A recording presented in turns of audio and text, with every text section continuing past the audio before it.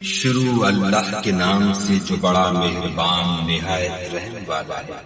نون قلم کی اور جو اہل قلم لکھتے ہیں اس کی قسم کہ اے محمد صلی اللہ علیہ وآلہ وسلم تم اپنے پروردگار کے فضل سے دیوانے نہیں اور تمہارے لیے بے انتہا اجر اور تمہارے اخلاق بڑے عالی ہیں۔ سو ان قریب تم بھی دیکھ لو گے اور یہ کافر بھی دیکھ لیں گے کہ تم میں سے کون دیوانہ ہے۔ تمہارا پروردگار اس کو بھی خوب جانتا ہے جو اس کے رستے سے بھٹک گیا اور ان کو بھی خوب جانتا ہے جو سیدھے رستے پر چل رہے۔ تو تم جھٹلانے والوں کا کہا نہ مانا۔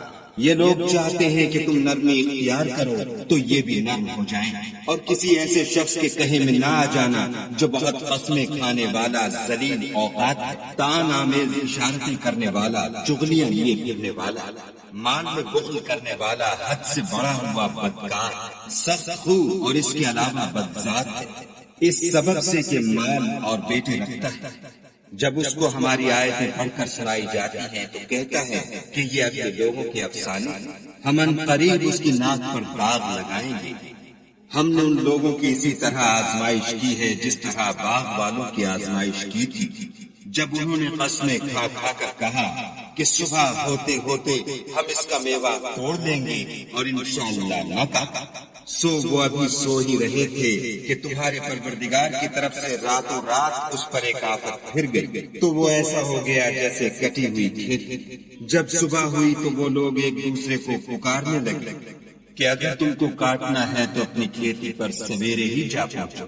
تو وہ چل پڑے اور آپس میں چپکے چپکے کہتے جاتے تھے کہ آج یہاں تمہارے پاس کوئی فقیر نہ آنے پائے، اور کوشش کے ساتھ سویرے ہی جا پہنچے، گویا کھیتی پر قادر ہے۔ جب باغ کو دیکھا تو ویران کہنے لگے کہ ہم رستہ بھول گئے، نہیں بلکہ ہم برگشتہ بخت بے نصیب ہیں۔ ایک جو ان میں فرزانہ تھا بولا، کیا میں نے تم سے نہیں کہا تھا کہ تم تسبیح کیوں نہیں کرتے؟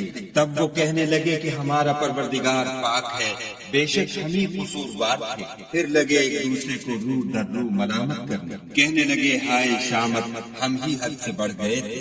امید ہے کہ ہمارا پروردگار اس کے بدلے میں ہمیں اس سے بہتر باغ عنایت کرے۔ ہم اپنے پروردگار کی طرف رجوع لاتے ہیں۔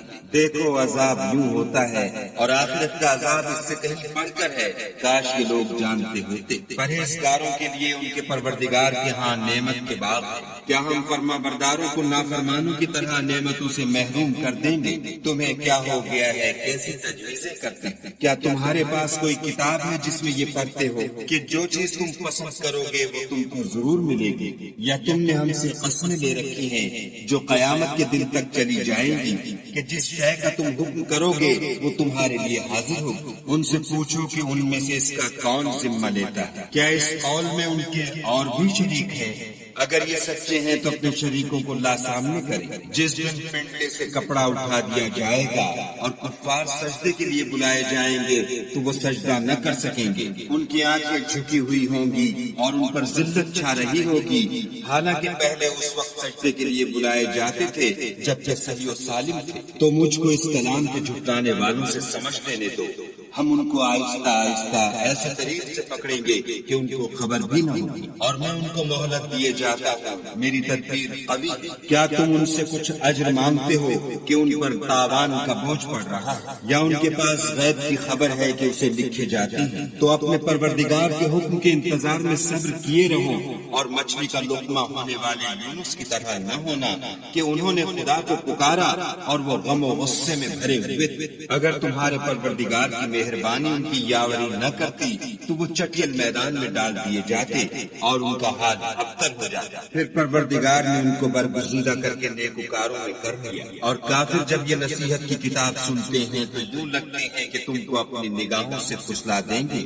اور کہتے ہیں کہ یہ تو دیوانہ ہے۔ اور لوگوں، یہ قرآن اہل عالم کے لیے نصیحت ہے۔